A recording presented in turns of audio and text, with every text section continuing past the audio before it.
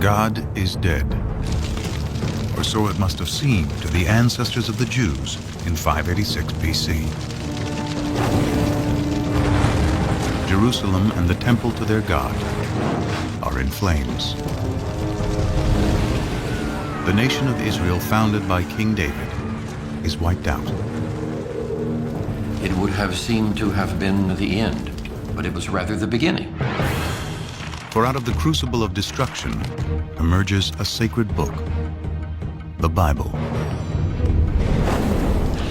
and an idea that will change the world, the belief in one God. This is a new idea. It was an idea that nobody had ever had before. Monotheism is well ensconced, so something major happened, which is very hard to trace. Now, a provocative new story from discoveries deep within the earth and the Bible. We wanted to examine the possibility that the remains of King David's palace are here. We can actually see vivid evidence here of a destruction. Question number one, who did it? An archaeological detective story puzzles together clues to the mystery of who wrote the Bible, when, and why. And it was very clear it was some kind of a tiny scroll. I immediately saw very clear, very distinct letters. This is the ancestor of the Hebrew script. And from out of the earth emerged thousands of idols that suggest God had a wife. We just found this exceptional clay figurine showing a fertility goddess. Powerful evidence sheds new light on how one people, alone among ancient cultures, finally turned their back on idol worship to find their one God. This makes the God of ancient Israel the universal God of the world that resonates with people, at least in Jewish, Christian, and Muslim tradition to this very day.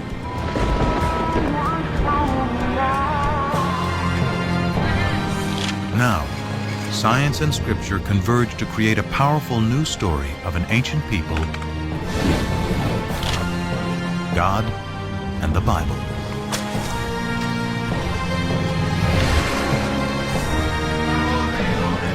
Up next on Nova, the Bible's buried secrets.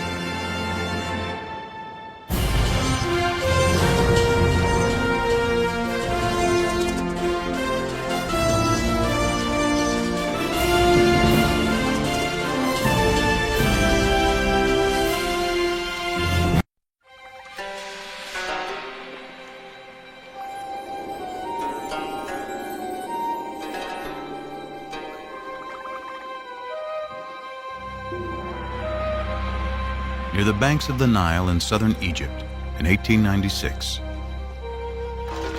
British archaeologist Flinders Petrie leads an excavation in Thebes, the ancient city of the dead.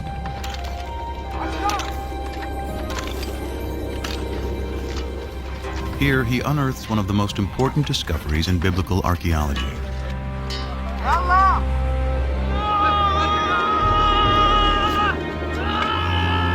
From beneath the sand appears the corner of a royal monument, carved in stone.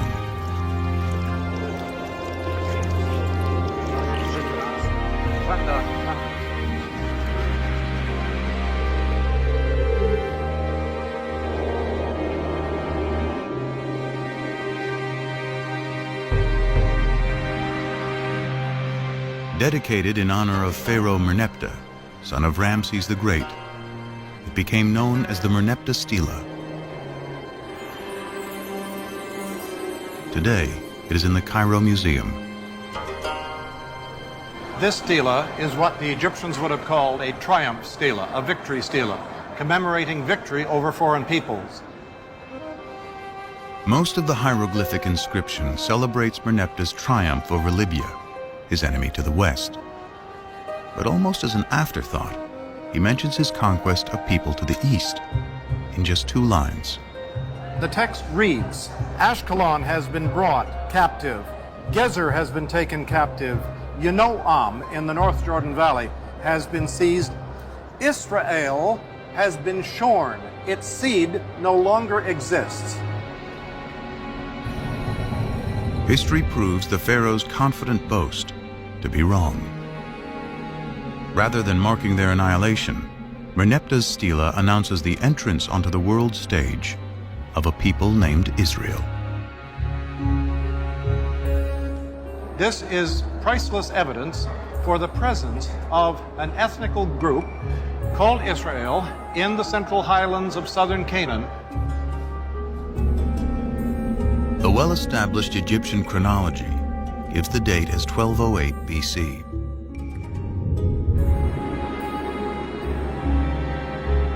Merneptah's stela is powerful evidence that a people called the Israelites are living in Canaan, in what today includes Israel and Palestine, over 3,000 years ago.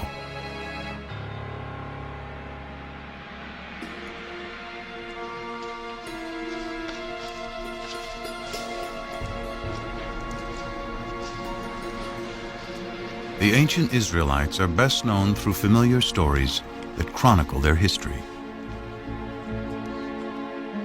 Abraham and Isaac, Moses and the Ten Commandments, David and Goliath,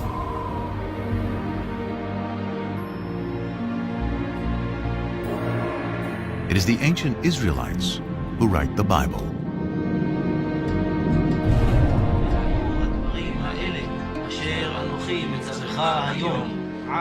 Through writing the Hebrew Bible, the beliefs of the ancient Israelites survived to become Judaism, one of the world's oldest continuously practiced religions. And it is the Jews who give the world an astounding legacy: the belief in one God.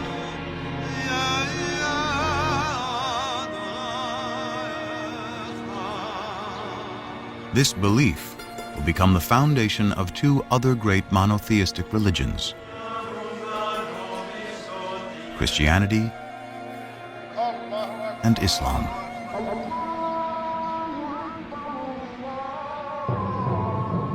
Often called the Old Testament to distinguish it from the New Testament, which describes the events of early Christianity, today the Hebrew Bible and a belief in one God are woven into the very fabric of world culture.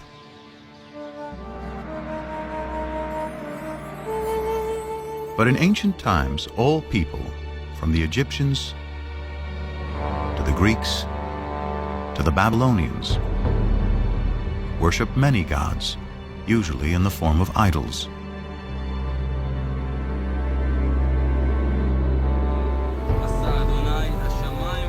How did the Israelites, alone among ancient peoples, discover the concept of one God? How did they come up with an idea that so profoundly changed the world? Now, archaeologists and biblical scholars are arriving at a new synthesis that promises to reveal not only fresh historical insights, but a deeper meaning of what the authors of the Bible wanted to convey. They start by digging into the earth and the Bible. You cannot afford to ignore biblical text, especially if you can isolate a kind of kernel of truth behind these stories, and then you have the archaeological data. Now, what happens when text and artifacts seem to point in the same direction? Then I think we're in a very sound ground historically.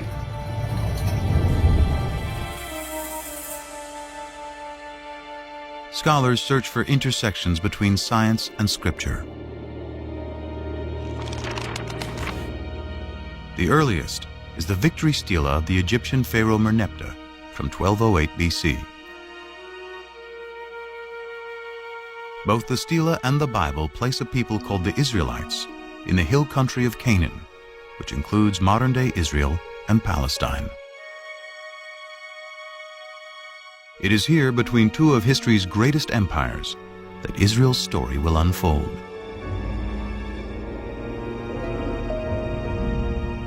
The way to understand Israel's relationship to the superpowers, Egypt and Mesopotamia on either side, is to understand its own sense of its fragility as a people. The primary way in which the Bible looks at the origins of Israel is as a people coming to settle in the land of Israel. It's not indigenous. It's not a native state.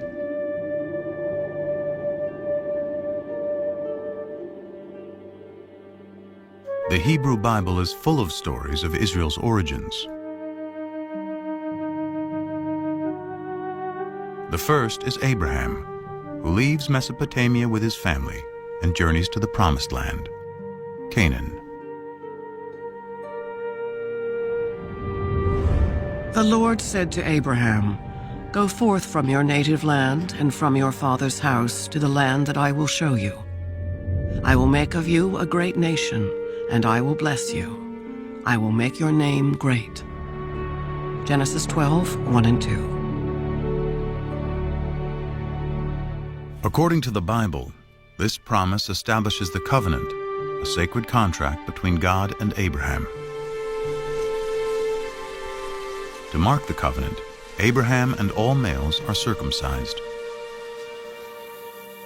His descendants will be God's chosen people. They will be fruitful, multiply, and inhabit all the land between Egypt and Mesopotamia.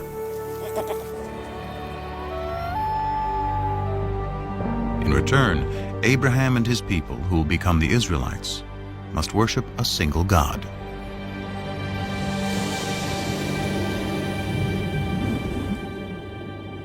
This is a new idea. It was an idea that nobody had ever had before. God, in our sense, doesn't exist before Abraham. It is hard to appreciate today how radical an idea this must have been in a world dominated by polytheism, the worship of many gods and idols. The Abraham narrative is part of the first book of the Bible, Genesis, along with Noah and the flood and Adam and Eve. Though they convey a powerful message, to date there is no archaeology or text outside of the Bible to corroborate them. The farther back you go in the biblical text, the more difficult it is to find historical material in it. The patriarchs go back to Genesis. Genesis is, for the most part, a compilation of myths, creation stories, things like that. And to find a historical core there is very difficult. This absence of historical evidence leads scholars to take a different approach to reading the biblical narrative. They look beyond our modern notion of fact or fiction to ask why the Bible was written in the first place. There is no word for history in the Hebrew Bible. The biblical writers were telling stories. They were good historians, and they could tell it the way it was when they wanted to, but their objective was always something far beyond that. So what was their objective? To find out, scholars must uncover who wrote the Bible and when. And the Lord said to Moses, "Write down these words, for in accordance with these words, I make a covenant with you and with Israel." Exodus 34:27. The traditional belief is that Moses wrote the first 5 books of the Bible. Genesis, the story of creation. Exodus, deliverance from slavery to the Promised Land. Leviticus, Numbers, and Deuteronomy, laws of morality and observance. Still read to this day, together they form the Torah, often called the 5 books of Moses. The view that Moses had personally written down the first 5 books of the Bible was virtually unchallenged until the 17th century. There were a few questions raised about this. For example, the very end of the last book of the Torah, the book of Deuteronomy, describes the death and burial of Moses. And so some rabbis said, well, Moses couldn't have written those words himself because he was dead and was being buried. And digging deeper into the text, there are even more discrepancies. For example, how many of each species of animal is Noah supposed to bring into the ark? One text says 2, a pair of every kind of animal. Another text says 7 pair of the clean animals and only 2 of the unclean animals. In one chapter, the Bible says the flood lasts for 40 days and 40 nights. But in the next, it says 150 days. To see if the floodwaters have subsided, Noah sends out a dove. But in the previous sentence, he sends a raven. There are 2 complete versions of the flood story interwoven on the same page.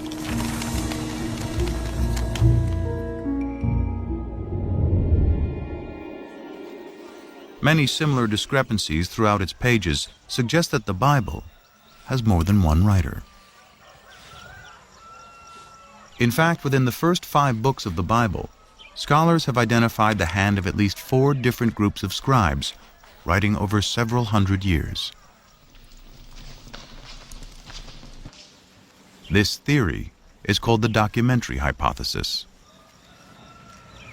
One way of thinking about it is as a kind of anthology that was made over the course of many centuries by different people, adding to it, subtracting from it, and so forth.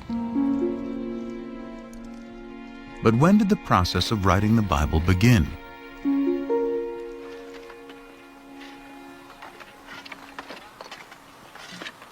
Tel Zayit is a small site on the southwestern border of ancient Israel that dates back to biblical times. Since 1999, Ron Tappy has been excavating here.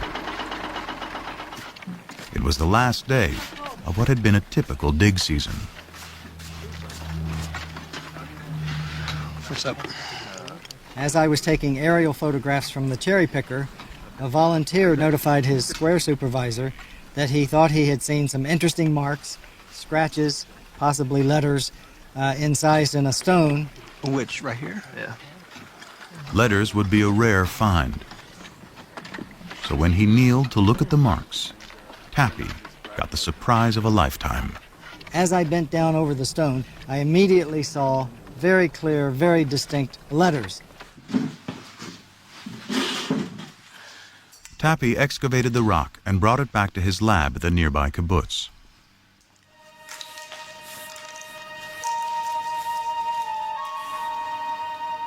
It was only then that he realized he had more than a simple inscription.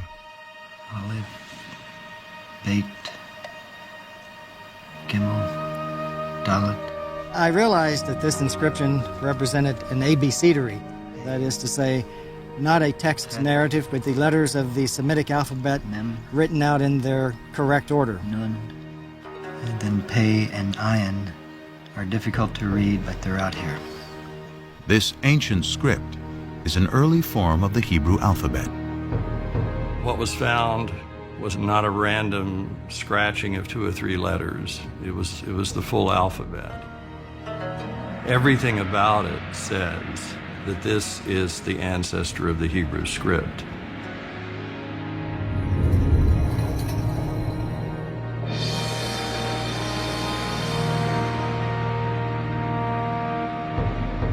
The Tel Zayit abecedery is the earliest Hebrew alphabet ever discovered. It dates to about 1000 BC, making it possible that writing the Hebrew Bible could have already started by this time.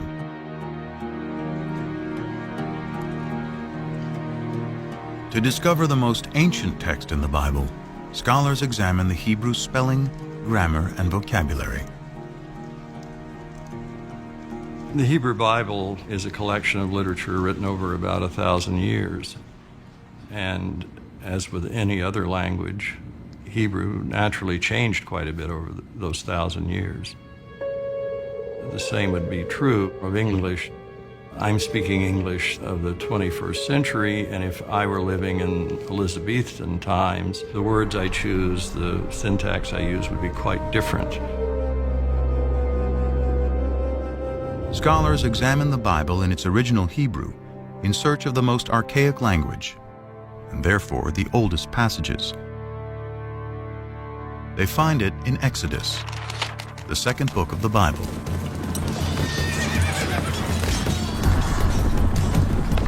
Pharaoh's chariots and his army he cast into the sea. His picked officers are drowned in the Red Sea. Exodus 15:4. This passage, known as the Song of the Sea, is the climactic scene of Exodus, the story of the Israelites' enslavement in Egypt and how Moses leads them to freedom. In all of the Bible, no single event is mentioned more times than the Exodus. With the development of ancient Hebrew script, the Song of the Sea could have been written by 1000 BC, the time of Tappy's alphabet. But it was probably recited as a poem long before the beginning of Hebrew writing. It's very likely that it was a kind of story told in poetic form that you might tell around the campfire. Just as our poems are easier to remember generally than prose accounts. So we generally think that the poetry is orally passed on from one to another long before they commit things to writing. Because the poetry in Exodus is so ancient, is it possible the story has some historical core?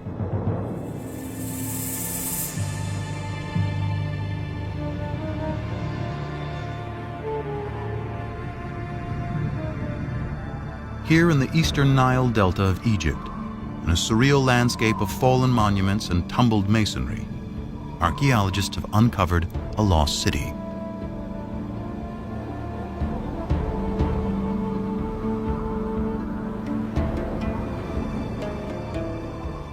Inscribed on monuments throughout the site is the name of Ramses II, one of the most powerful Egyptian rulers.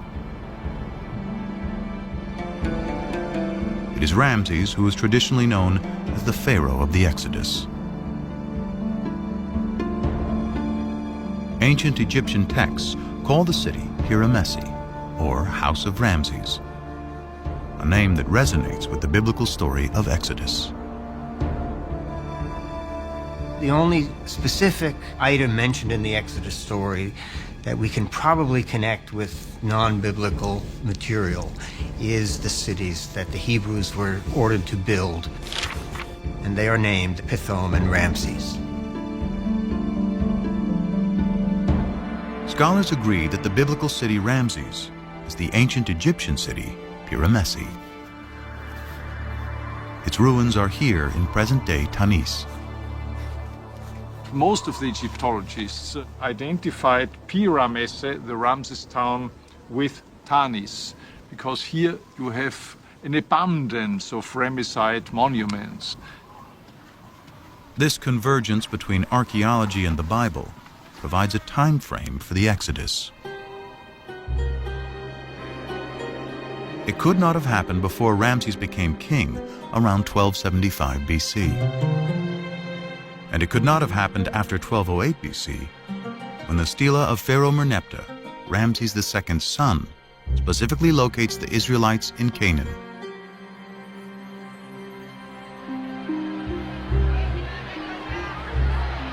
The Bible says the Israelites leave Egypt in a mass migration, 600,000 men and their families, and then wander in the desert for 40 years. But even assuming the Bible is exaggerating, in 100 years of searching, archaeologists have not yet found evidence of migration that can be linked to the Exodus. No excavated site gives us any information about the route of the wandering through the wilderness. An Exodus is simply not attested anywhere. Any historical or archaeological confirmation of the Exodus remains elusive. Yet scholars have discovered that all four groups of biblical writers contributed to some part of the Exodus story. Perhaps it is for the same reason its message remains powerful to this day. Its inspiring theme of freedom. Freedom is a compelling notion, and that is one of the ways that we can understand the story of the Exodus, from being controlled by others to controlling oneself. The idea of a change from domination to autonomy, that these are very powerful ideas that resonate in the human spirit. And the Exodus gives narrative reality to those ideas.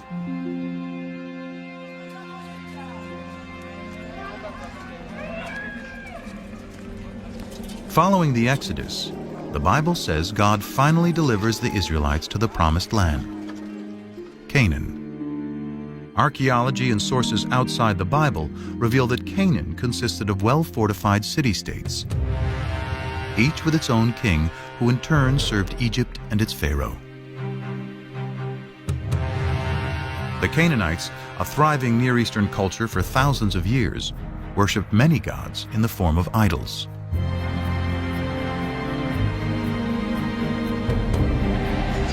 The Bible describes how a new leader, Joshua, takes the Israelites into Canaan in a blitzkrieg military campaign.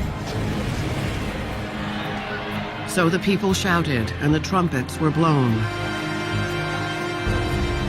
As soon as the people heard the sound of the trumpets, they raised a great shout, and the wall fell down flat. Joshua 6:20.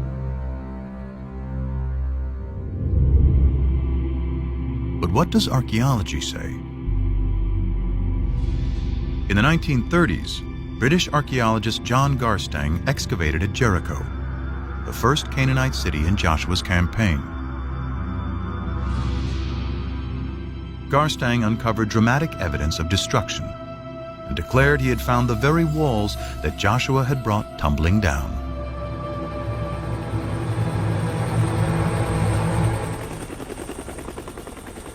And at what the Bible describes as the greatest of all Canaanite cities, Hatzor, there is more evidence of destruction.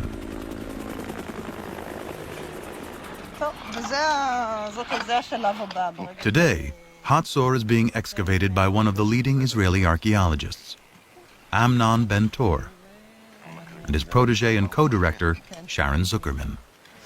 I'm walking through a passage between two of the rooms of the Canaanite palace of the kings of Hatzor. Signs of the destruction you can still see almost everywhere. You can see the dark stones here, and most important, you can see how they cracked into 1,000,000 pieces. It takes tremendous heat to cause such damage. The fire here was, how shall I say, the mother of all fires. Among the ashes, Ben-Tor discovered a desecrated statue, most likely the king or patron god of Hatzor. Its head and hands are cut off, apparently by the city's conquerors. This marked the end of Canaanite Hatzor. Question number one, who did it? Who was around? Who is a possible candidate? So number one, the Egyptians. They don't mention having done anything at Hatzor. In any of the inscriptions of the time, we don't see Hatzor. Another Canaanite city-state could have done it? Maybe, but who was strong enough to do it? Who are we left with? The Israelites. The only ones about whom there is a tradition that they did it. So, let's say they should be considered guilty of destruction of Hatzor until proven innocent.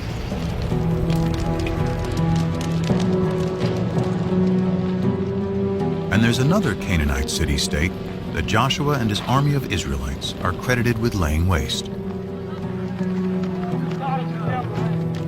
It's called Ai, and has been discovered in what is now the Palestinian territory of the West Bank.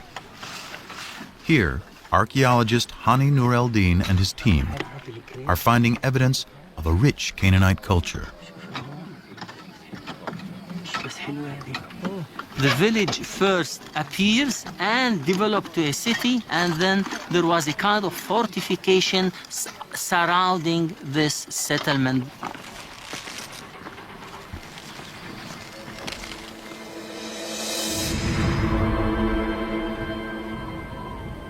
These heaps of stones were once a magnificent palace and temples, which were eventually destroyed. But when the archaeologists date the destruction, they discover it occurred about 2200 BC. They date the destruction of Jericho to 1500 BC, and Hatzor's to about 1250 BC. Clearly, these city-states were not destroyed at the same time. They range over nearly 1,000 years. In fact, of the 31 sites the Bible says that Joshua conquered, few showed any signs of war. There was no evidence of armed conflict in most of these sites. At the same time, it was discovered that most of the large Canaanite towns that were supposed to have been destroyed by these Israelites were either not destroyed at all or destroyed by others. A single sweeping military invasion led by Joshua cannot account for how the Israelites arrived in Canaan.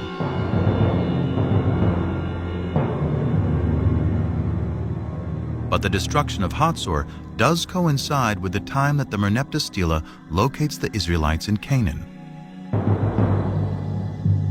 So who destroyed Hatzor? Amnon Ben-Tor still believes it was the Israelites who destroyed the city. But his co-director, Sharon Zuckerman, has a different idea. The final destruction itself consisted of the mutilation of statues of kings and gods. It did not consist of signs of war or of any kind of fighting. We don't see weapons in the street like we see in other sites that were destroyed by foreigners. So if there was no invasion, what happened? Bobby, just be careful about the stones there, okay?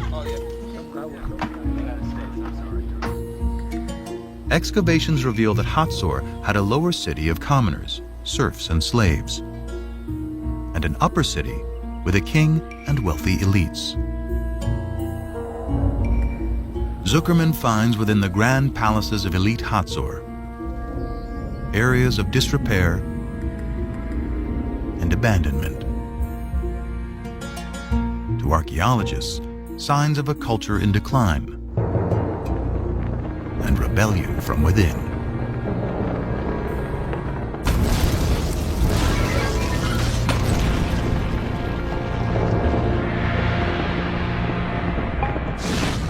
I would not rule out the possibility of an internal revolt of Canaanites living at Hatzor and revolting against the elites that ruled the city.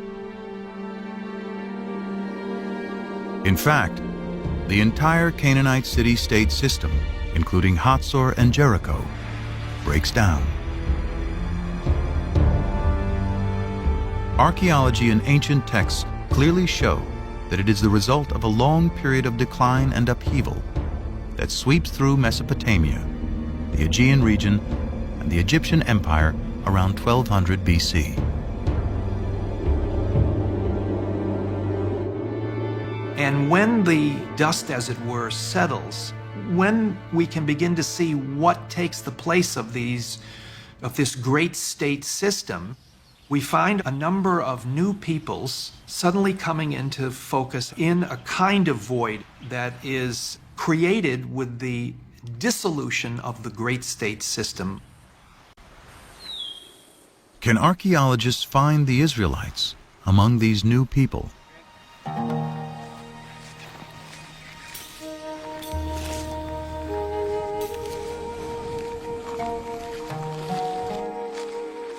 In the 1970s, archaeologists started wide-ranging surveys throughout the central hill country of Canaan.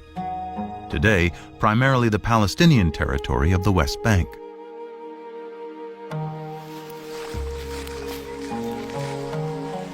I was teaching at that time. We used to take students and go twice a week to the highlands. And every day we used to cover between 2 and 3 square kilometers. And this accumulates very slowly into the coverage of the entire area. Israel Finkelstein and teams of archaeologists walked out grids over large areas, collecting every fragment of ancient pottery lying on the surface.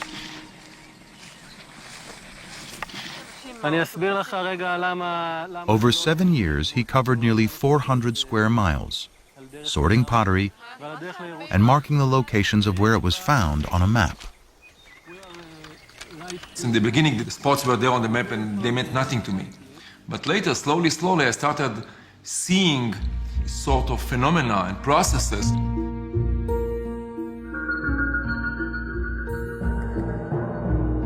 By dating the pottery, Finkelstein discovered that before 1200 BC, there were approximately 25 settlements. He estimated the total population of those settlements to be 3,000 to 5,000 inhabitants. But just 200 years later, there's a very sharp increase in settlements and people. Then you get this boom of population growing and growing. Then we are speaking about 250 sites. And the population grows also 10 times, from a few thousand to 45,000 or so. Now this is very dramatic and cannot be explained as natural growth. This rate is impossible in ancient times.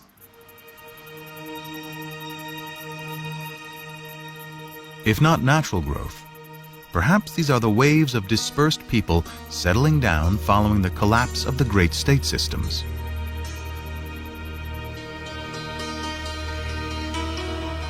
Then, more evidence of a new culture is discovered. A new type of simple dwelling never seen before. And it's in the exact location where both the Merneptah Stela and the Bible place the Israelites. The sites in which this type of house appears throughout the country, this is where Israelites lived. And they are sometimes even called the Israelite house, the Israelite type house. The people who lived in those villages seem to be arranged more or less in a kind of an egalitarian society because there are no major architectural installations. If you look at the finds are relatively poor. Pottery is more or less mundane. I don't want to offend the early settlers or the early Israelites. Very little art. Curiously, the mundane pottery found at these new Israelite villages is very similar to the everyday pottery found at the older Canaanite cities like Hatzor.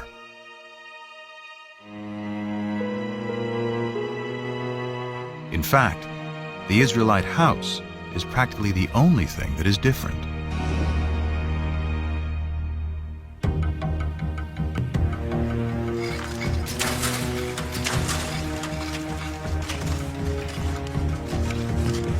This broad similarity is leading archaeologists to a startling new conclusion about the origins of the ancient Israelites.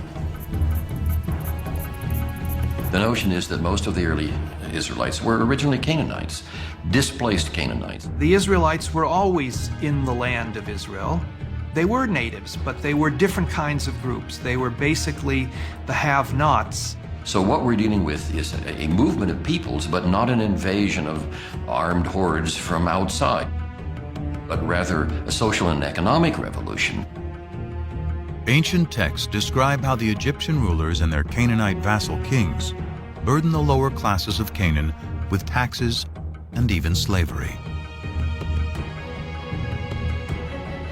A radical new theory based on archaeology suggests what happens next.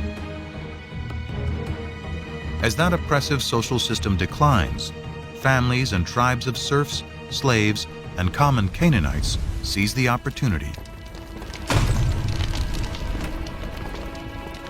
In search of a better way of life, they abandon the old city-states and head for the hills.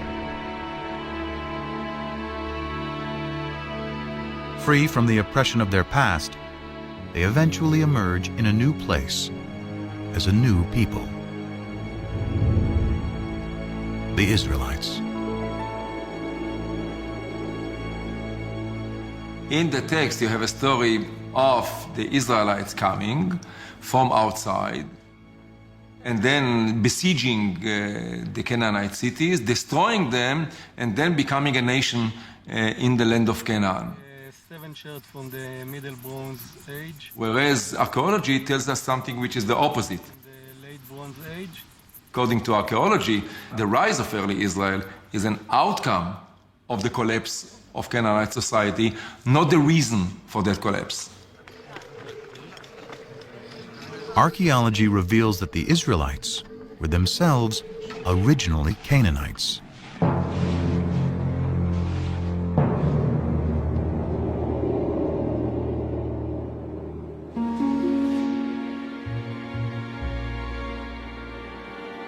So why does the Bible consistently cast the Israelites as outsiders in Canaan?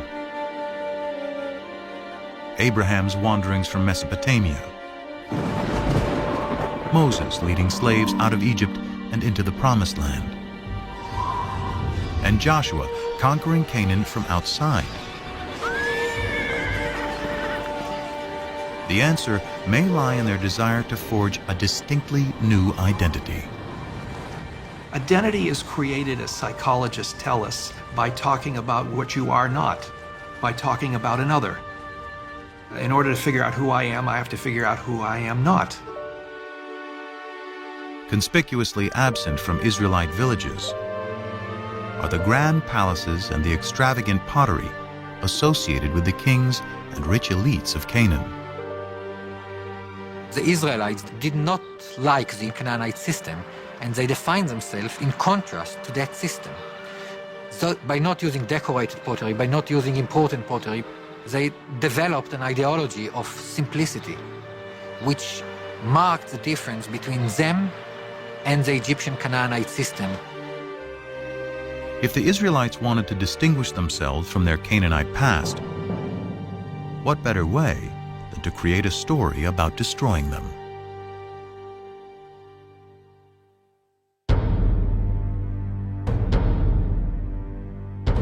But the stories of Abraham, Exodus, and the conquest serve another purpose.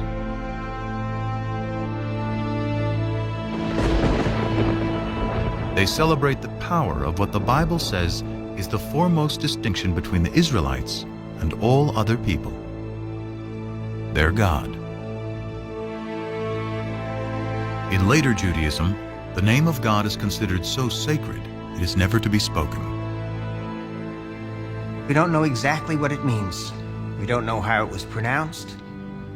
But it seems to have been the personal name of the God of Israel. So his title, in a sense, was God, and his name was these 4 letters, which in English would be YHWH, which we think were probably pronounced something like Yahweh.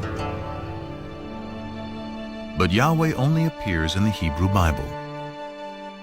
His name is nowhere to be found in Canaanite texts or stories. So where do the Israelites find their God?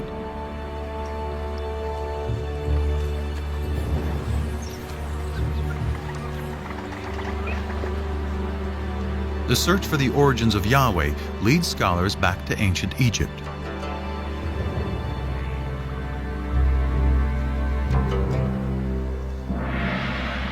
Here in the royal city of Karnak, for over 1,000 years, pharaohs celebrated their power with statues, obelisks, and carved murals on temple walls. Here on the north wall of Karnak, we have scenes depicting the victories in battle of Seti I, the father of Ramses the Great. Seti here commemorates one of his greatest victories over the Shasu. The Shasu were a people who lived in the deserts of southern Canaan, now Jordan and northern Saudi Arabia, at around the same time as the Israelites emerged. Egyptian texts say one of the places where the Shasu lived is called YHW, probably pronounced Yahu, likely the name of their patron god. That name Yahu is strangely similar to Yahweh, the name of the Israelite God.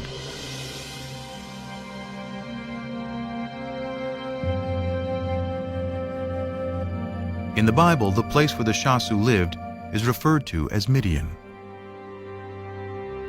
It is here, before the Exodus, the Bible tells us Moses first encounters Yahweh in the form of a burning bush.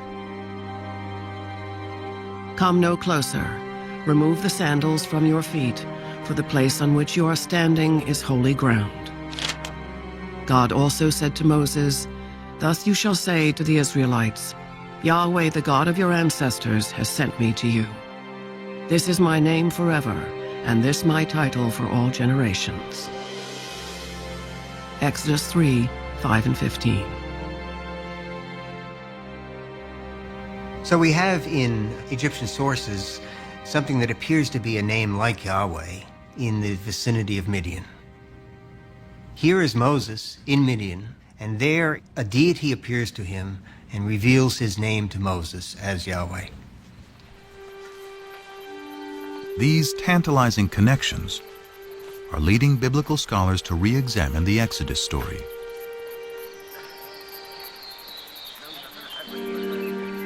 While there is no evidence to support a mass migration, some now believe that a small group did escape from Egypt. However, they were not Israelites, but rather Canaanite slaves.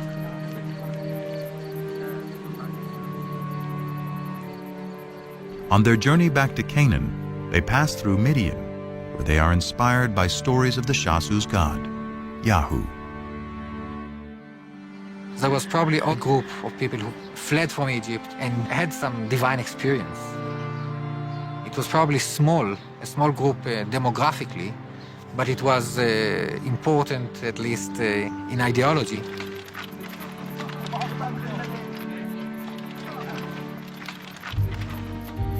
They find their way to the central hill country, where they encounter the tribes who had fled the Canaanite city-states.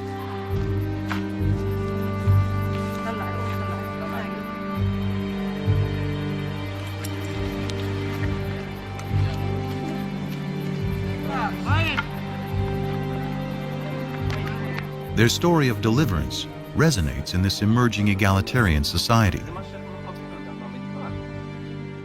The liberated slaves attribute their freedom to the God they met in Midian, who they now call Yahweh.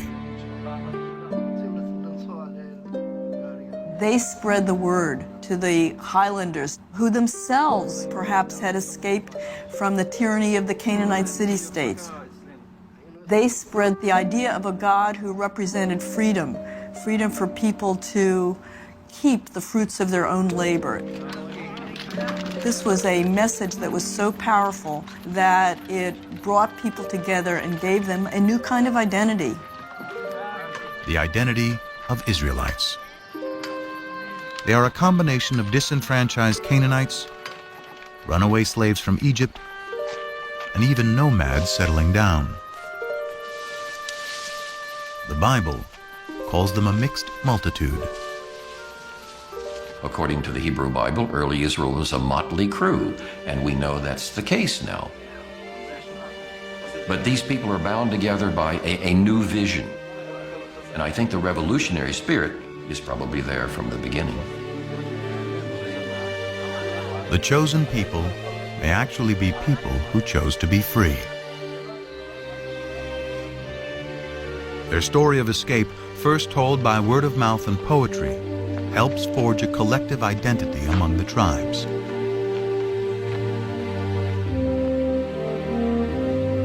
Later, when written down, it will become a central theme of the Bible. Exodus and divine deliverance.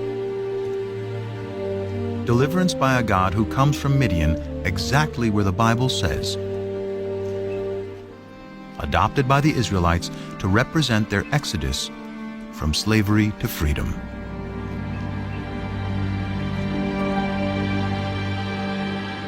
So is this the birth of monotheism?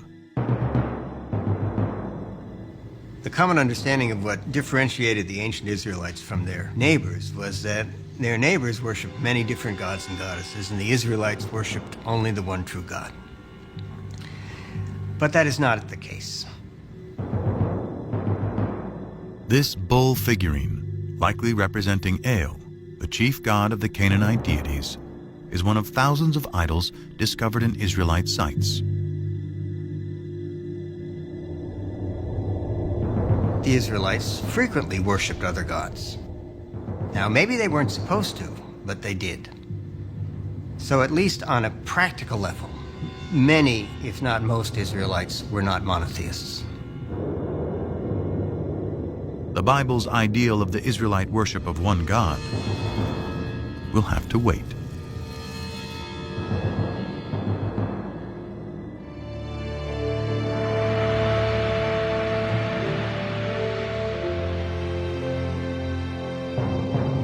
About 2 centuries pass after the Merneptah Stela places the Israelites in Canaan. Families grow into tribes. Their population increases. Then, about 1000 BC, one of the Bible's larger-than-life figures emerges to unite the 12 tribes of Israel against a powerful new enemy.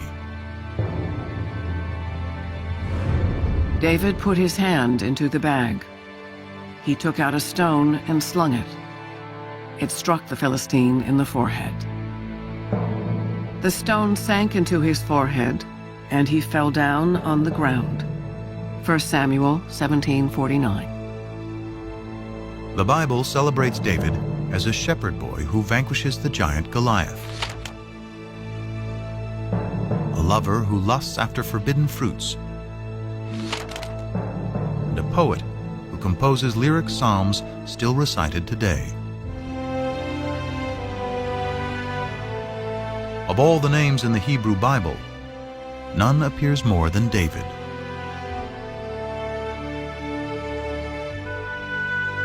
Scriptures say David creates a kingdom that stretches from Egypt to Mesopotamia.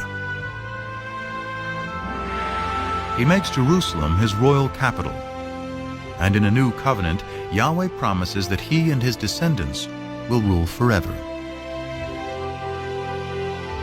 David's son Solomon builds the temple where Yahweh, now the national God of Israel, will dwell for eternity. The kingdom of David and Solomon, one nation united under one God, according to the Bible.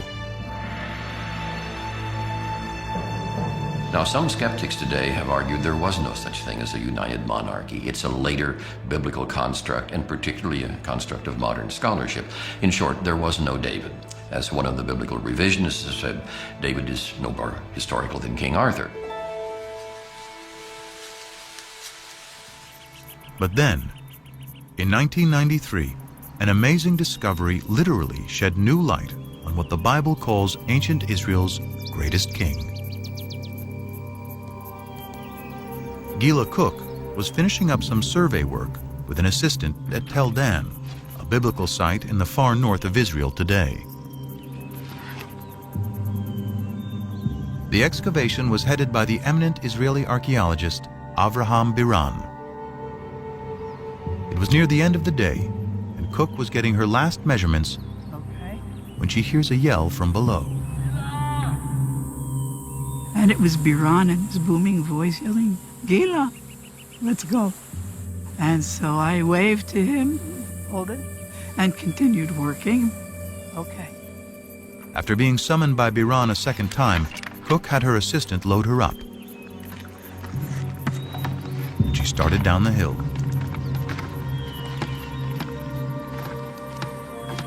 So I get there and I just dropped my bag and dropped the board and I set my stuff down.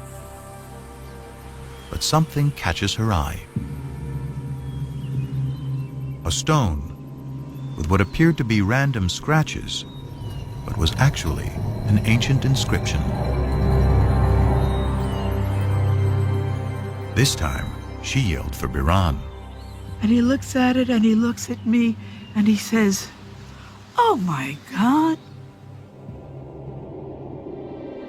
Cook had found a fragment of a victory stela written in Aramaic, an ancient language very similar to Hebrew. Dedicated by the king of Damascus, or one of his generals, it celebrates the conquest of Israel, boasting, "I slew mighty kings who harnessed thousands of chariots and thousands of horsemen.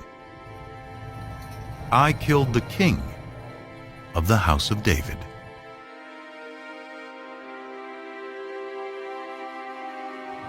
Those words, "the house of David," make this a critical discovery. They are strong evidence that David really lived. Unlike Genesis, the stories of Israel's kings move the biblical narrative out of the realm of legend and into the light of history. The later we come in time, the firmer ground we stand on. We have better sources, we have more written sources, we have more contemporary eyewitness sources. When the biblical chronology of Israel's kings can be cross-referenced with historical inscriptions, like the Tel Dan Stela, they can provide scholars with fairly reliable dates. King David is the earliest biblical figure confirmed by archaeology to be historical. And most scholars agree he lived around 1000 BC, the 10th century. Could any of the Bible have been written during David's reign? The earliest Hebrew alphabet, discovered by Ron Tappy, carved on a stone at Tel Zait, provides an enticing clue. Off this wall here. The stone was incised with this alphabet. The stone was then used to build the wall, and the structure itself suffered massive destruction by fire sometime near the end of the 10th century BCE. The find is even more significant because Tel Zait was a biblical backwater on the fringes of David's kingdom. Surely if there was a scribe that could write this alphabet that far away, way out in the boondocks at the extreme western boundary of the kingdom, surely if there was a scribe that could do that out there, there were scribes, much more sophisticated scribes, back in the capital. Could these scribes have been in the court of King David and his son Solomon? Could they have been the earliest biblical writers?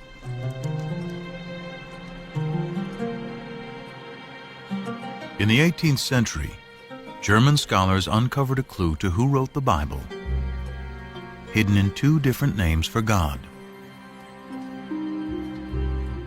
According to one account, Abraham knew God by his intimate personal name, conventionally pronounced Yahweh. Passages with the name Yahweh, which in German is spelled with a J, scholars refer to as J.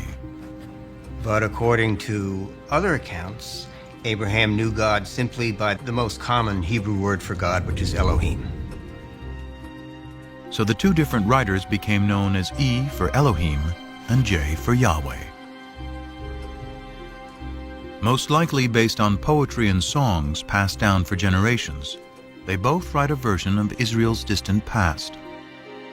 The stories of Abraham in the Promised Land, Moses and the Exodus. The earliest of these sources is the one that is known as J, which many scholars dated to the 10th century BC, the time of David and Solomon. And because the backdrop for J's version of events is the area around Jerusalem, it's likely he lived there, perhaps in the royal courts of David and Solomon.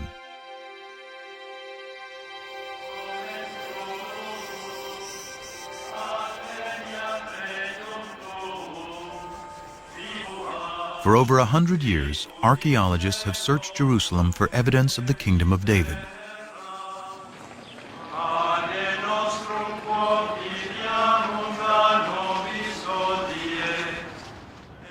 But excavating here is contentious because Jerusalem is sacred to today's three monotheistic religions: For Christians, Jesus comes in his final week to worship at the Jerusalem temple. He's crucified, he's buried, he's resurrected in the city of Jerusalem.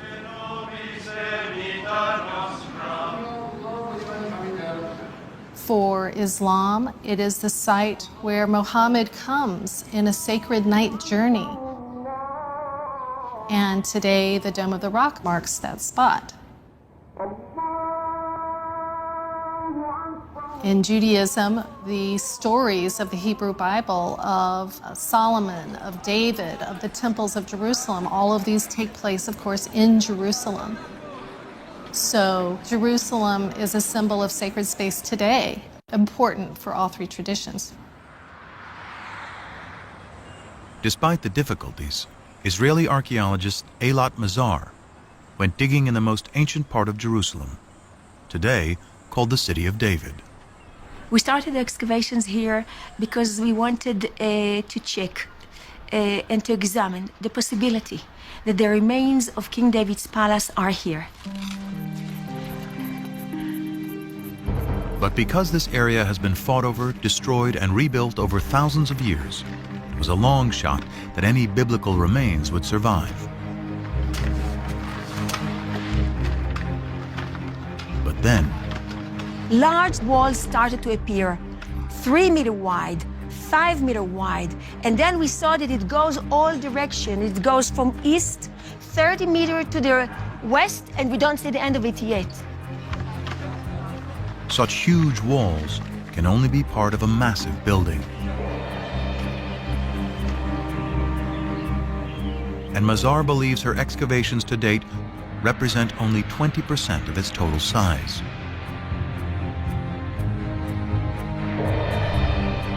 Such a huge structure shows centralization and capability of construction. It can be only royal structure. This huge complex may be evidence of a kingdom. But is it David's kingdom?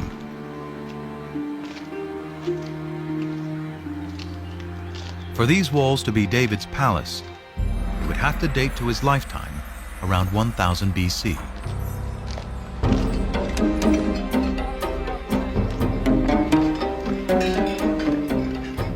The problem is stone walls can never be dated on their own.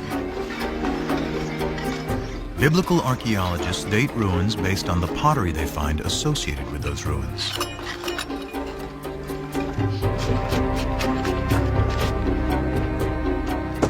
Pottery dating is based on two ideas. Pottery styles evolve uniformly over time. And the further down you dig, the further back in time you go. If pottery style A comes from the lowest stratum, then it is earlier than pottery style B that comes from the stratum above it. By analyzing pottery from well-stratified sites, excavators are able to create what they call a relative chronology. But this chronology is floating in time without any fixed dates.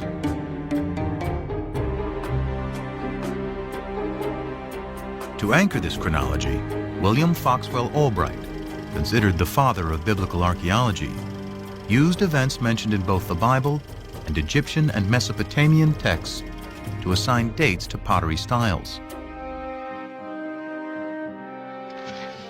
Albright's chronology, slightly modified, is what Mazar uses to date her massive building, and what most archaeologists use today. What we found is a typical 10th century pottery, meaning bowls with hand burnish. You can see from inside, together with an import, a beautiful black on red juglet. What is so important that this is a 10th century typical juglet. So has Mazar discovered the Palace of David? She adds up the evidence. The building is huge. It is located in a prominent place in the oldest part of Jerusalem. And the pottery, according to Albright's chronology, dates to the 10th century BC. the time of David.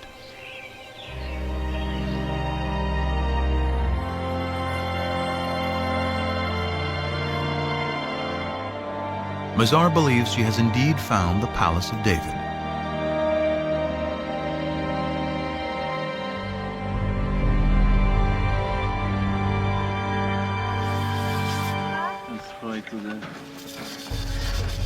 But that evidence, and indeed the kingdom itself, rest on the dates associated with fragments of pottery. And some critics argue the system for dating that pottery relies too heavily on the Bible. Archaeologists in the past did not rely too heavily on the Bible. They relied only on the Bible. We have a problem in dating. How do you date in archaeology? You need an anchor from outside. Today, there is a more scientific method to anchor pottery to firm dates: radiocarbon dating. It is a specialty of Elisabetta Boretto of the Weizmann Institute. The first step is, of course, in the field, which relates the sample, the material like olive pits or seeds or charcoal, to the archaeological context. If an olive seed is found at the same layer as a piece of pottery, the carbon in the seed can be used to date the pottery. When the seed dies, its radioactive carbon-14 decays into stable carbon-12 at a consistent rate over time. By measuring the ratio of carbon-14 to carbon-12, Boretto can determine the age of the olive seed, which in turn can be used to date the pottery.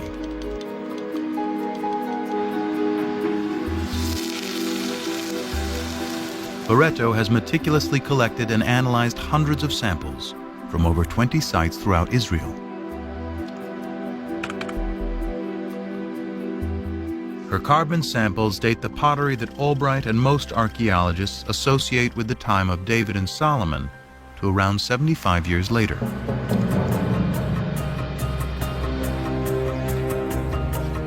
For events so long ago, this may seem like a trivial difference. But if Boretto is right, Mazar's Palace of David and Tappy's ancient Hebrew alphabet have to be redated.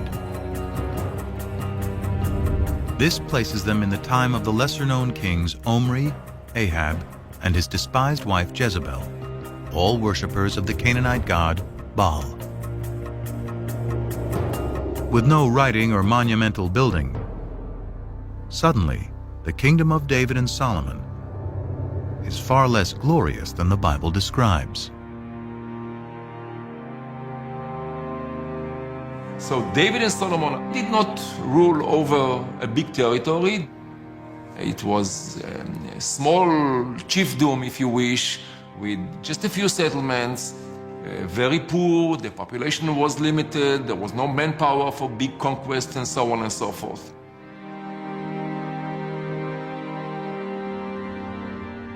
This would make David a petty warlord ruling over a chiefdom, and his royal capital Jerusalem nothing more than a cow town. These are the results of the radiocarbon dating.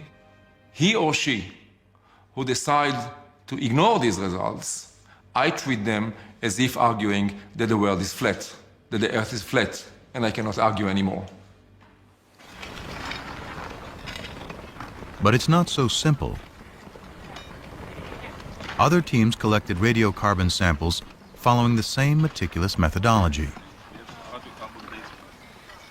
According to their results, Mazar's Palace and Tappy's alphabet can date to the 10th century, the time of David and Solomon. How can this discrepancy be explained? The problem is that these radiocarbon dates have a margin of error of plus or minus 30 years, about the difference between the two sides. Pottery and radiocarbon dating alone cannot determine if the kingdom of David and Solomon was as large and prosperous as described in the Bible.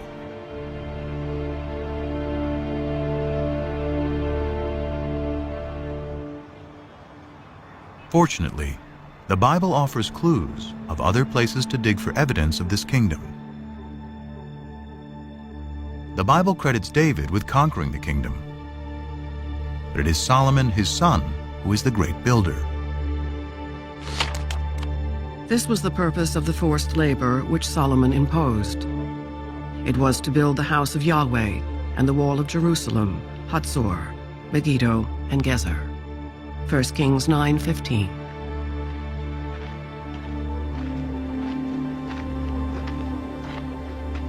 Here in Hatzor, Amnon Ben-Tor, director of excavations, believes this may be evidence of Solomon's building campaign.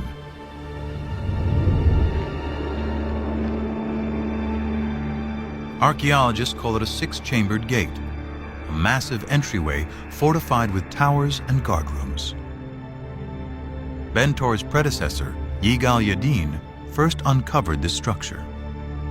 It turned out to be a six-chambered gate, and Yadin immediately remembered that a very, very similar gate was excavated at Gezer, and then Chicago University excavated this gate here at Megiddo. Stunned by the similarity of these three gates, Yadin recalled the passage in the Bible. Here we have a wonderful connection of the biblical passage as it shows up in archaeology.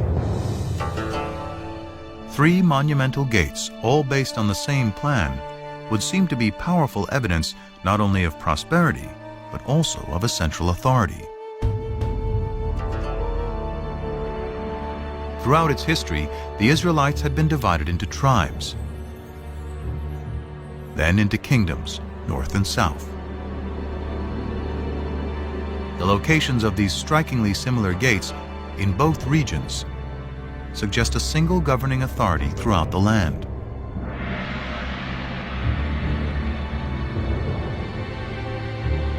But how can we be sure this is the kingdom of David and Solomon?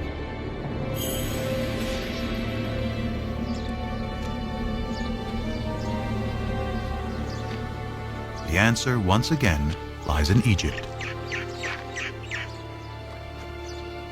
The head-smiting scene which you see on this wall commemorates a military campaign conducted by Pharaoh Shishak, or Sheshonq, the founder of Dynasty 22 in Egypt.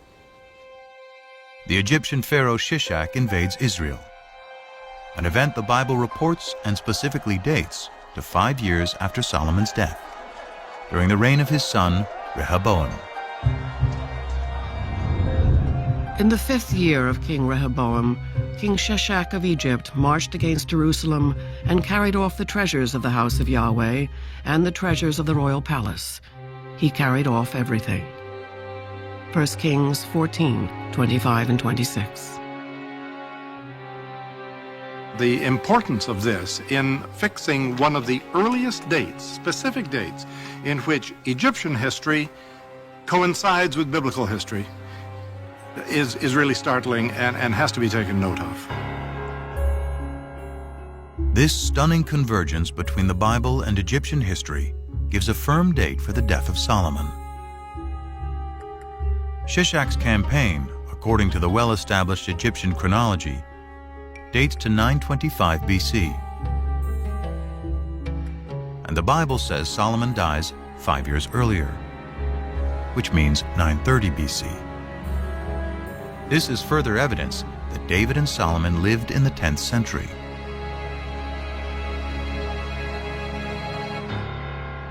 But there's even more hidden in these walls. These ovals, with their depictions of bound captives and city walls, represent places Pharaoh Shishak conquered in Israel. One of those places is Gezer, where archaeologists find the hallmark of Solomon's building program, a six-chambered gate. Bill Deaver directed the excavations in the late 1960s. We can actually see vivid evidence here of a destruction. Down below, we have the original stones pretty much in situ. But if you look in here, you see the stones are badly cracked. You can even see where they're burned from the heat of a huge fire that has been built here. And then up in here, you see the fire has been so intense that the soft limestone has melted into lime and it flows down like lava. This is vivid evidence of a destruction, and we would connect that with this well-known raid of Pharaoh Shishak. And if the gate was destroyed by Shishak in 925 BC, then it must have been built during the lifetime of Solomon, who died just 5 years earlier. Surely this kind of monumental architecture is evidence of state formation. And if it's in the 10th century, then Solomon.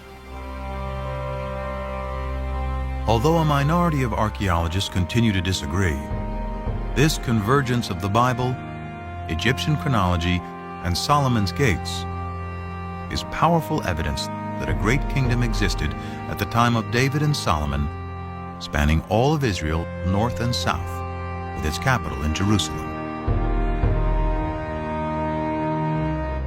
But Jerusalem is more than a political center. It is the center of worship.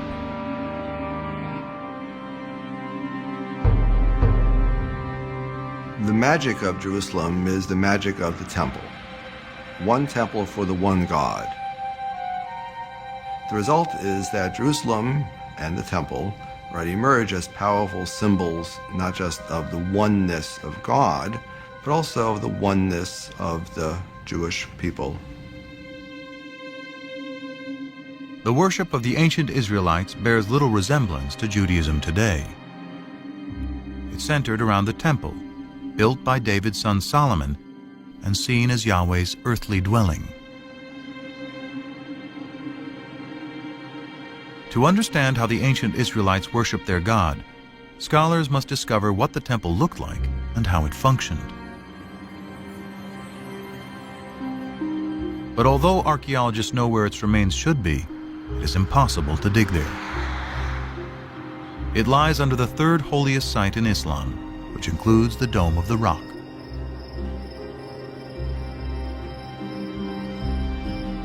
Not a stone of Solomon's temple has ever been excavated. But the Bible offers a remarkably detailed description.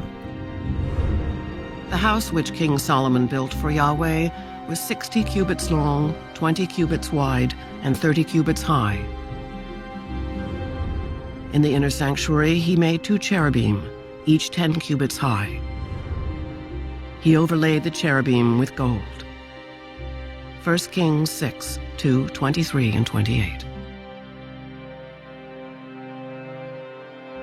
The Bible's description suggests a floor plan for Solomon's temple, and it is strikingly similar to temples built by neighboring peoples who worship many gods.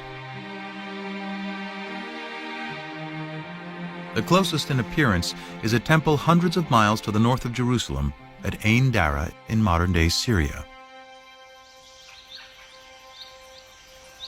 They have similar dimensions and the same basic floor plan. Guarding both temples are sphinxes, or cherubim as the Bible calls them. Unique to the temple at Ain Dara are the enormous footprints of the God who lived here. They mark his progress as he strode to his throne in the innermost sanctuary.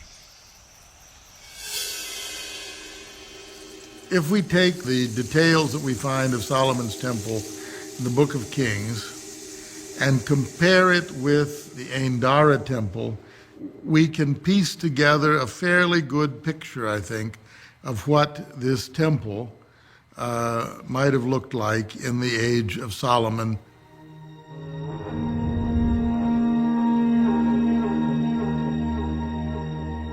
Now it is possible to reconstruct with some confidence how Solomon's temple may have looked and how the ancient Israelites worshiped their God.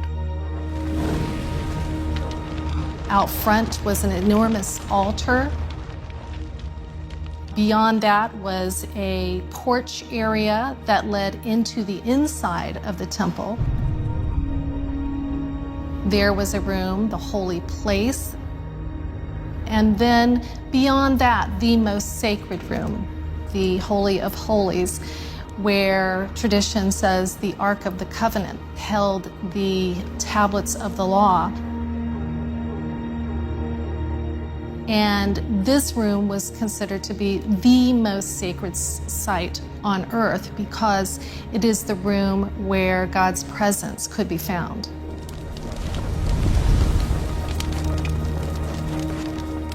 And the ancient Israelites believed their God demanded a very specific form of worship.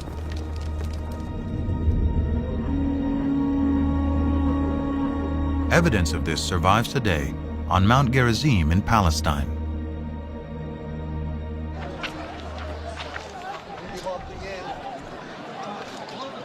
The Samaritans who live here claim direct descent from the ancient tribes of Israel. According to their tradition, for over 2,500 years, they have been practicing the ancient Israelite form of worship: animal sacrifice.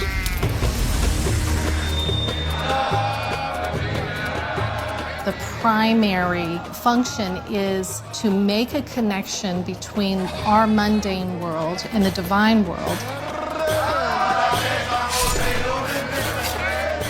And the means for the ancient Israelites is embodied in blood.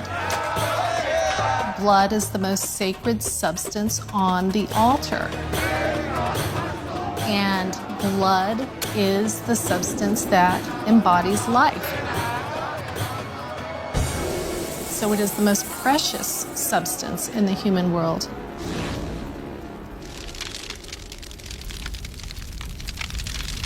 But while the priests were offering sacrifice to Yahweh in the temple, many Israelites were not as loyal.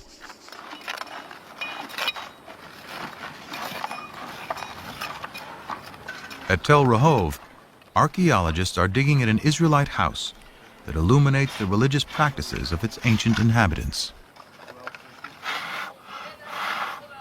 Well, we just found this beautiful, exceptional clay figurine showing a goddess, a fertility goddess, that was worshipped here in Israel. Here, in this case, she's shown holding a baby. Who is this fertility goddess? And what is a pagan idol doing in an Israelite home? Dramatic evidence as to her possible identity first surfaced in 1968. Bill Deaver was carrying out salvage excavations in tombs in southern Israel when a local brought him an inscription that had been robbed from one of them. When I got home and brushed it off, I thought I was going to have a heart attack. Executed in clear 8th century script. It's a tomb inscription. And it just gives the name of the deceased, and it says, "Blessed may X be by Yahweh." That's good biblical Hebrew. But it says by Yahweh and his Asherah. And Asherah is the name of the old Canaanite mother goddess. More inscriptions associating Yahweh and Asherah have been discovered, and thousands of figurines unearthed throughout Israel. Many scholars believe this is the face of Asherah. Deaver concludes God had a wife. Even hundreds of years after the Israelites rise from their Canaanite pagan roots, monotheism has still not completely taken hold. This is awkward for some people, the notion that Israelite religion was not exclusively monotheistic, but we know now that it wasn't.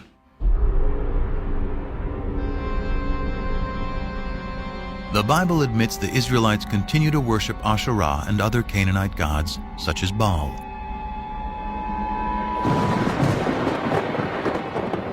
In fact, the prophets, holy men speaking in the name of God, consistently rail against breaking the covenant made with Moses to worship only Yahweh. The more I called them, the more they went from me.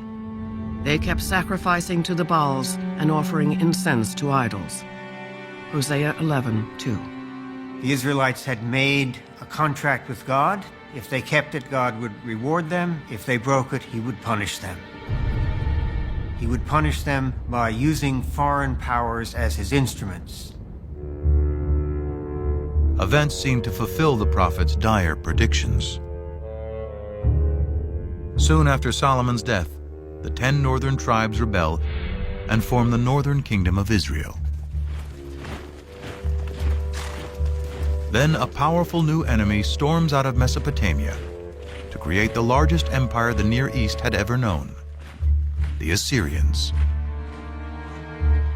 The Assyrians were the overpowering military force, and Israel and Judah, the two states that the Bible talks about as the states making up the people Israel, fell under the sway of the Assyrian juggernaut. Numerous Assyrian texts and reliefs vividly document their domination of Israel and Judah.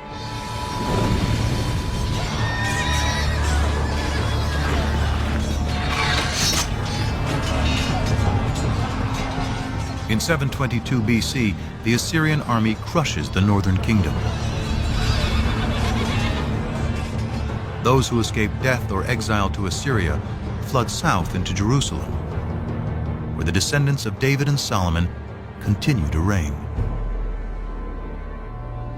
One of them, Josiah, according to the Bible, finally heeds what the prophets prescribe. We're told in the book of Kings that King Josiah in the late 7th century BC was told that a scroll had been discovered in the temple archives. The scroll was brought to him, and as the scroll was being read, Josiah began to weep because he realized that it was a sacred text containing divine commands which the people had been breaking.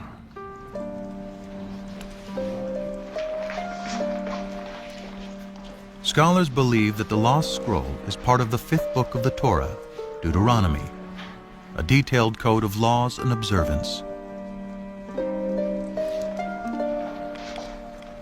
It inspires another group of scribes in the 7th century BC, whom scholars call the D-writers.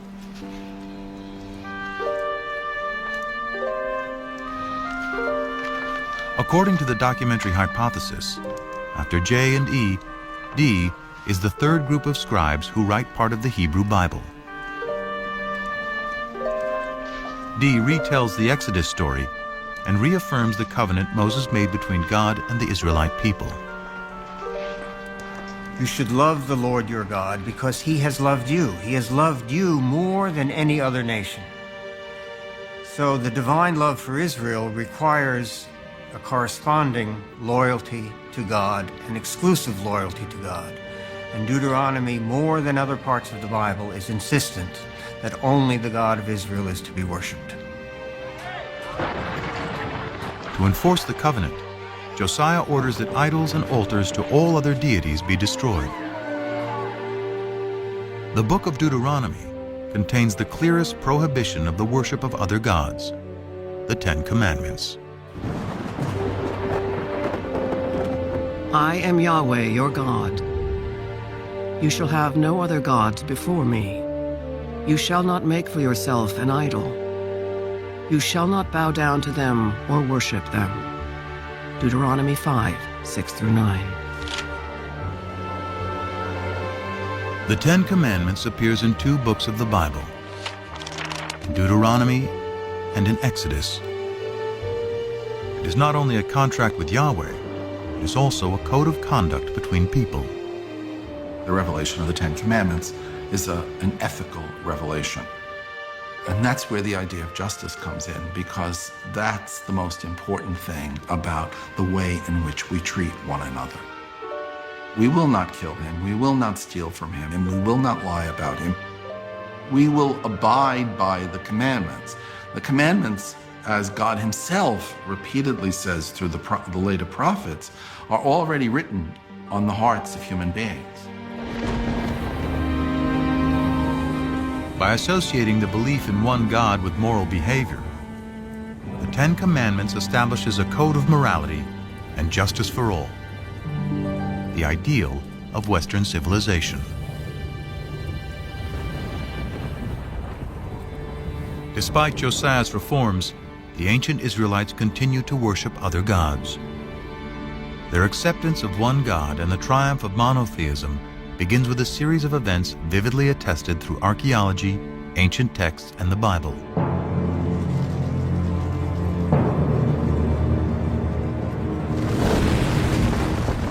It starts with the destruction of Yahweh's earthly dwelling, the Jerusalem temple.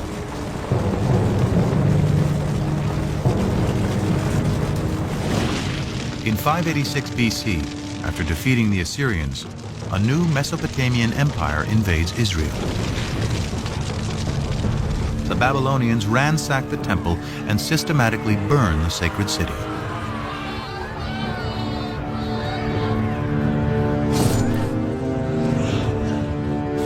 Before his eyes, the Babylonian victors slay the sons of Zedekiah, the last Davidic king, then blind him.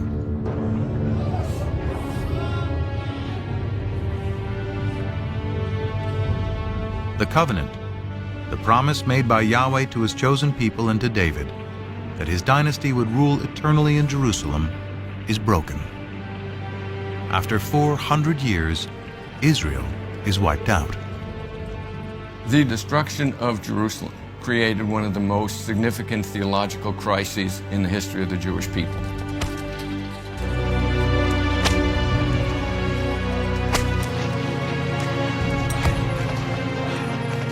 The Babylonians round up the Israelite priests, prophets, and scribes and drag them in chains to Babylon.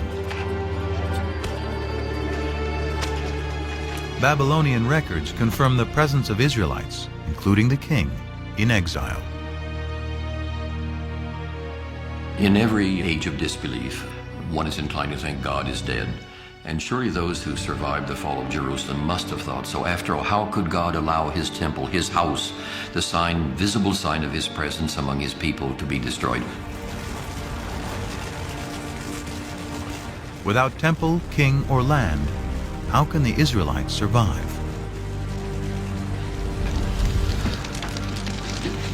Their journey begins with the ancient scrolls, which some scholars speculate were rescued from the flames of the destruction. Among the exiles from Jerusalem to Babylon were priests from the temple. And they seem to have brought with them their sacred documents, their sacred traditions. According to the widely accepted documentary hypothesis, it is here in Babylon, far from their homes in Israel, that priests and scribes will produce much of the Hebrew Bible as it is known today. Scholars refer to these writers as P, or the priestly source. It was P who took all of these earlier traditions, the J source, the E source, the D source, and other sources as well, and combined them into what we know as the Torah, the first 5 books of the Bible. But more than just compiling, P edits and writes a version of Israel's distant past, including the Abraham story, that provides a way for the Israelites to remain a people and maintain their covenant with God.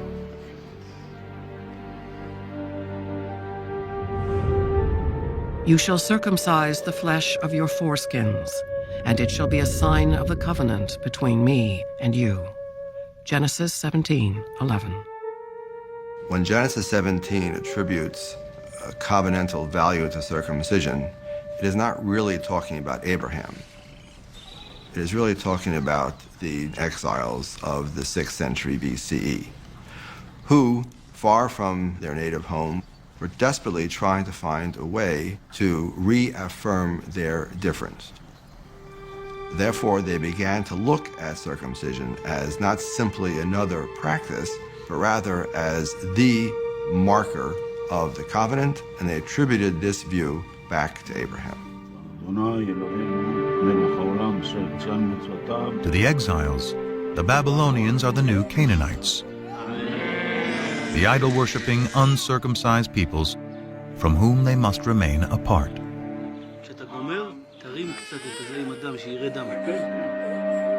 But the Abraham story with its harrowing tale of a father's willingness to sacrifice his own son, is also about the power of faith.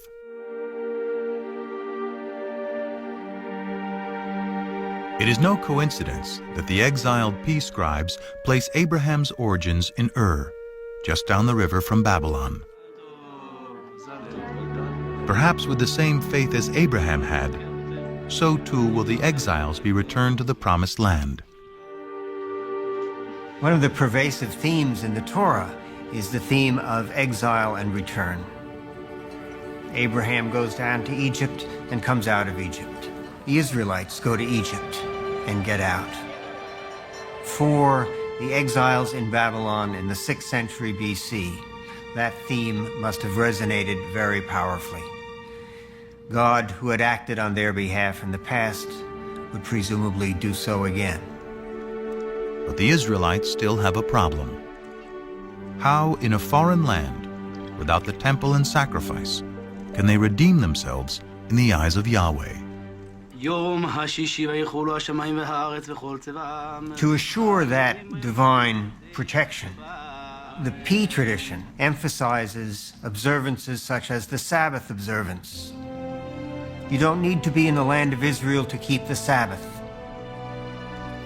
And we have allusions in the biblical writings, in the prophets, to the fact that the exiles also learned to pray in groups in what was to become the forerunner of the synagogue. Shema Yisrael, Adonai Eloheinu, Adonai Echad. It is during this period, through the exile, that the exiles realized that even far away from their homeland, without a temple, without the priesthood, without kings, they're still able to worship God, be loyal to God, and to follow God's commandments. This is the foundation of Judaism. The experience of the exile transforms ancient Israelite cult into a modern religion. By compiling the stories of their past, originally written by the scribes J, E, and D, the Exodus from slavery to freedom, Moses and the Ten Commandments, Abraham's journey to the Promised Land, P creates what we know today as the first 5 books of the Bible.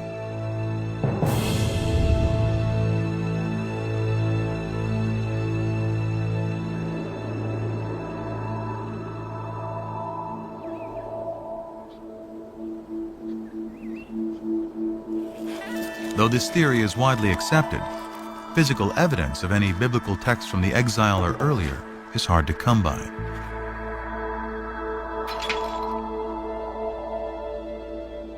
The most celebrated surviving biblical texts are the Dead Sea Scrolls.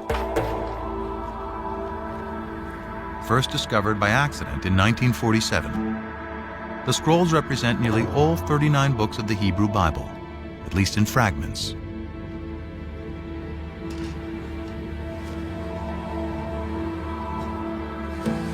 They survived because they were deposited in the perfect environment for preservation: the hot, dry desert. Archaeologists suspect there were at least hundreds more scrolls throughout Israel. But because they were written on papyrus or animal skins, they have long since decomposed. Even though the earliest of the Dead Sea Scrolls date to the 3rd and 2nd centuries BC, that doesn't mean that they're the first copies or examples of this work that were ever written. It means that they already stand in a line of tradition that had been established by the time the scrolls were written.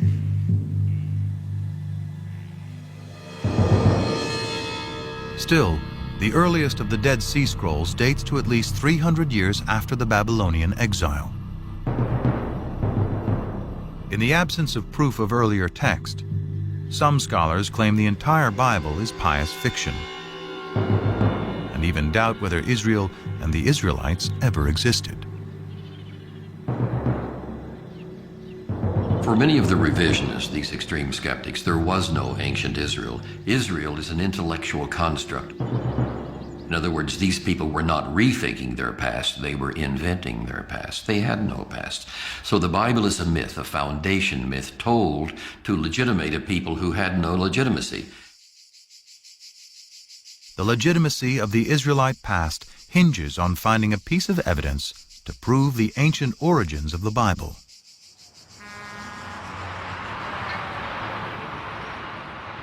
What would be the discovery of a lifetime starts outside the walls of Jerusalem in an old cemetery. We came here and excavated 7 of these burial caves. The burial caves date back to the 7th century BC, somewhere around the time of King Josiah. But the caves were found looted, so we didn't anticipate too much. Gabriel Barkai instructed a 13-year-old volunteer to clean up a tomb for photographs. Instead of that, he was bored, he was alone, and he had a hammer, and he began banging on the floor. But the floor turned out to be a fallen ceiling. And beneath it were some artifacts that had escaped the looters.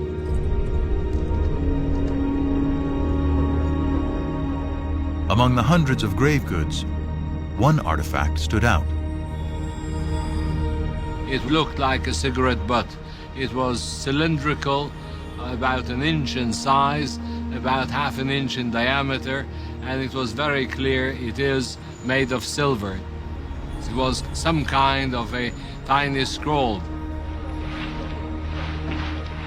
A second, slightly smaller scroll was also found, and both were taken to the labs at the Israel Museum.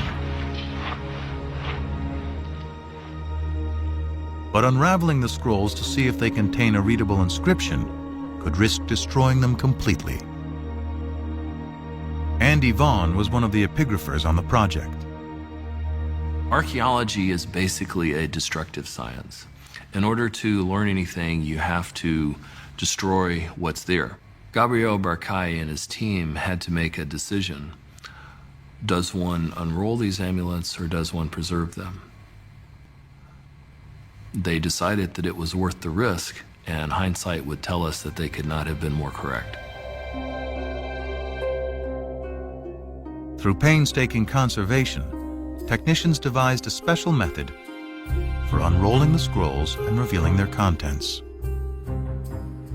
I went over there and I was amazed to see the whole thing full of very delicately scratched, very shallow characters. The first word that I could decipher already on the spot was Yud Hey Vav Hey, which is the 4-lettered, unpronounceable name of God. Further investigation revealed more text and a surprisingly familiar prayer, still said in synagogues and churches to this day. May the Lord bless you and keep you. May the Lord make his face to shine upon you and be gracious to you. May the Lord lift up his countenance upon you and give you peace. Numbers 6:24-26.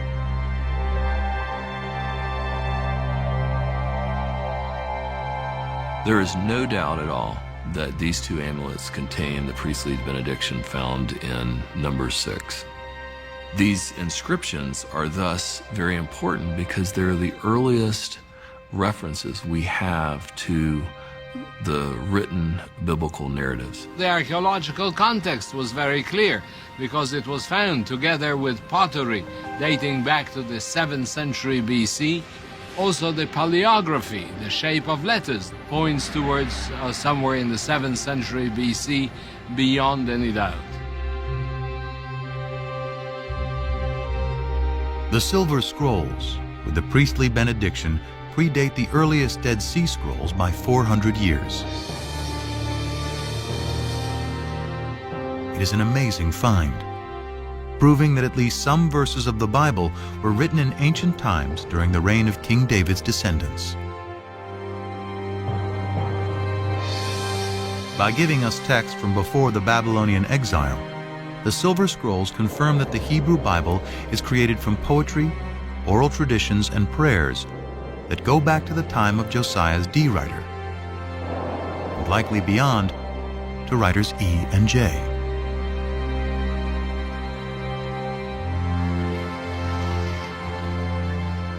As modern scholars suspect, the Torah, the first 5 books of the Bible, takes its final form during the Babylonian exile.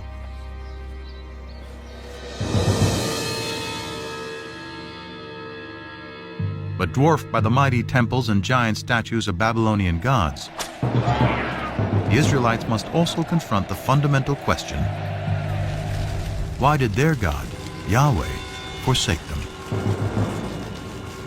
In the ancient world, if your country was destroyed by another country, it meant that their gods were more powerful than your God.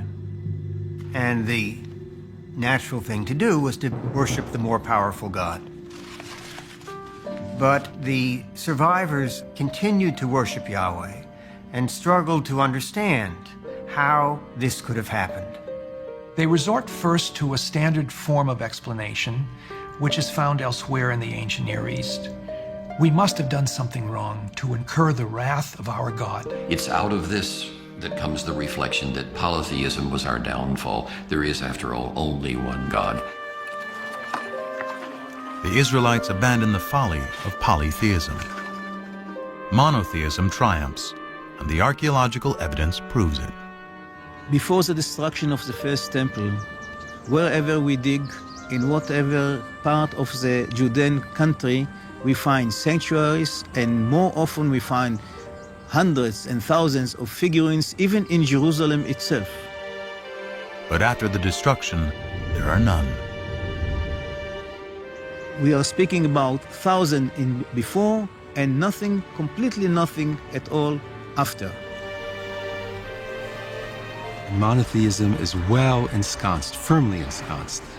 So something major happened, which is very hard to trace. But that was a searing experience, that time in the exile. Through the experience of the exile and writing the Bible, the concept of God, as it is known today, is born. In a way, P created something that was much greater, because it was greater than any individual land or kingdom. It was a kind of a universal religion based on a creator God, not just a God of a single nation, but the God of the world, the God of the universe. This moves Yahweh into the realm of being a universal deity who has the power to affect what happens in the whole universe.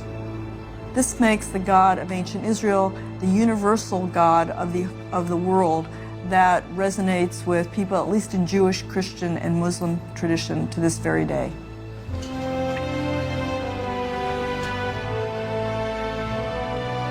In 539 BC, the Babylonian Empire is toppled by the Persians. As written in the Bible, Yahweh, in his new role as the one invisible God, orchestrates a new exodus.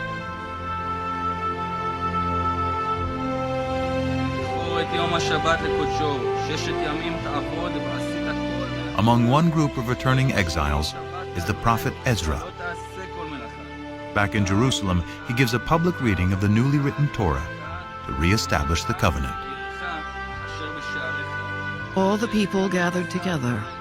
They told the scribe Ezra to bring the book of the law of Moses, which the Lord had given to Israel. He read from it from early morning until midday, and the ears of all the people were attentive to the book of the law. Nehemiah 8, 1-3. To me, it's one of the most moving moments in the whole Bible. Ezra returns with the Bible in his hands, so we have the feeling that the process begun in the exile is finally finished, and Ezra has a copy. The scrolls that chronicle the Israelites' relationship with their God is now the Hebrew Bible, the Old Testament, a sacred text for over 3 billion people.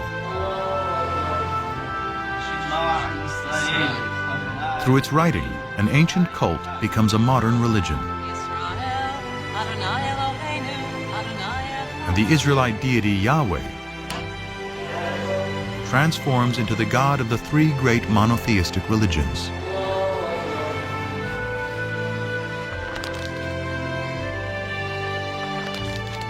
Through its teachings, the Bible established a code of morality and justice, aspirations that resonate through the ages.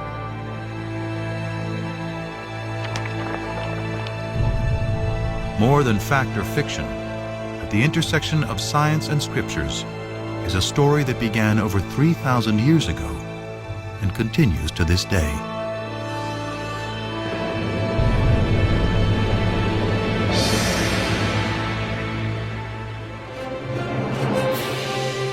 On Novus Bible's Buried Secrets website, share your thoughts on the program, ask questions of biblical scholars, explore a timeline of archaeology, and more.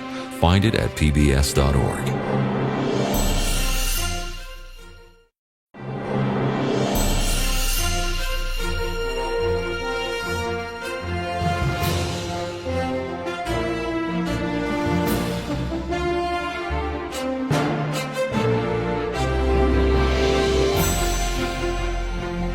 To order this Nova program for $24.95 plus shipping and handling, call WGBH Boston Video at 1-800-255-9424 or order online at shoppbs.org.